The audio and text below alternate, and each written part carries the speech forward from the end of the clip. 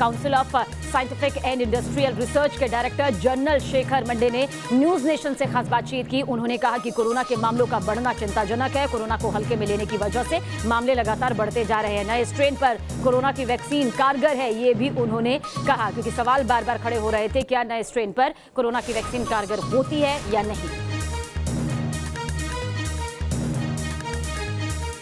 जो खबरें महाराष्ट्र से निकल के आ रही है, मिनी लॉकडाउन लगाया जा रहा है, सोशल प्रोटोकॉल पहले की तरह हो गए हैं, 50 से ज़्यादा सोशल गैदरिंग नहीं हो सकती है, केसेस कई गुना तेज़ी से बढ़ रहे हैं, कम से कम कुछ शहरों में, 3 शहरों के मुंबई समेत अगर बात करें तो वैसी स्थिति को आप किस तरीके से देखते हैं महाराष्ट्र के लिए भी, और क्या अलार्मिंग है पूरे देश के लिए? अलार्मिंग तो है, थोड़ी चिंताजनक होता ही है, क्योंकि अगर केसेस अगर बढ़ जाते हैं तो ये किसी के लिए अच्छा नहीं होगा। जैसे कि हमने काफ़ी देशों में देखा है कि दूसरी लहर, तीसरी लहर ज़रूर आती है इसमें, और इसलिए आती है कि हम लोगों में थोड़ी सी लापरवाही आ जाती है कभी कभी, कि हम लोग सोचते हैं कि केसेस कम हो गए हैं तो इसलिए फिर हम लोग दोबारा सोशल गैदरिंग शुरू कर सकते हैं, मास्क छोड़ सकते हैं। ये बात गलत है।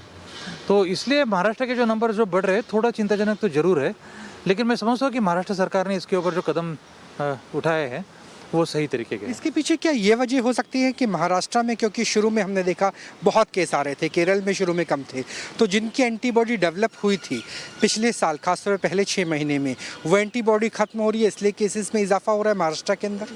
नहीं, ऐसे नहीं कह सकते, क्योंकि आज के दिन ये पता नहीं है कि एंटीबॉडी कितने लोगों में डेवलप हुई थी, और जो लोग बीमार हुए हैं अभी उनमें एंटीबॉडी थी या नहीं थी आज तक पता नहीं है, इसलिए ये निष्कर्ष निकालना मेरे ख्याल से सही नहीं होगा।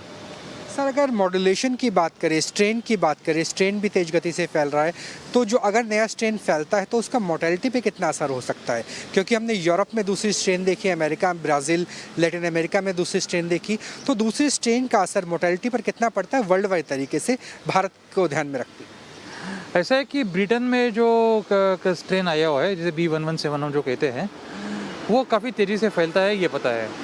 साउथ अफ्रीका का स्ट्रेन जो है B1351 जो है वो भी थोड़ा तेज़ी से फैलता है, और ब्राज़ील का जो है P1 है उसमें भी तेज़ी से फैलने की शंका है। लेकिन आज तक ये हमारे सामने में कोई ऐसा पुरावा नहीं है कि तेज़ी से फैलता होगा ज़रूर, लेकिन इससे क्या फैटेलिटी भी बढ़ती है या नहीं, ये अभी तक पता नहीं है। और हम लोगों को ये समझना चाहिए कि इससे फैटेलिटी नहीं बढ़ेगी, ये तेज़ी फैलता ज़रूर है लेकिन फैटेलिटी इतनी बढ़ेगी नहीं।